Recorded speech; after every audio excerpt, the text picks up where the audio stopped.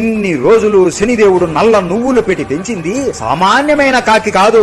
ఇది కాకులకి రాజు కాకరాజా. కాకరాజా సరి వేగముగా శనిదేవుడి కోసం వెతుకుతూ మొత్తానికి శనిదేవుడిని కనిపెడతాడు. శనిదేవుడు స్పృహ తప్పిపోయి మంటల్లో పడిపోయి ఉంటాడు. వెంటనే కాకరాజా శనిదేవుడిని అతని కాళ్లతో పట్టుకుని ఆకాశంలోకి తీసుకుని వెళ్లి అతని లోకమైన కాకలోకానికి తీసుకుని వెళతాడు. అలా తీసుకువెళుతూ ఉండడం ఛాయాదేవి చూసి అమ్మయ్య నా కొడుకు బ్రతికే ఉన్నాడు అని ఆనందపడుతుంది. శనిదేవుడు కళ్ళు తెరిచి ఎక్కడున్నాను నేను అని అనగా కాకరాజా తల్లి ఇలా అంటుంది, పుత్ర నువ్వు నా కొడుకుకి ఆహారం పెడుతూ ఎంతో సహాయం చేశావు. నువ్వు కూడా ఇక నుండి నా పుత్రుడివే.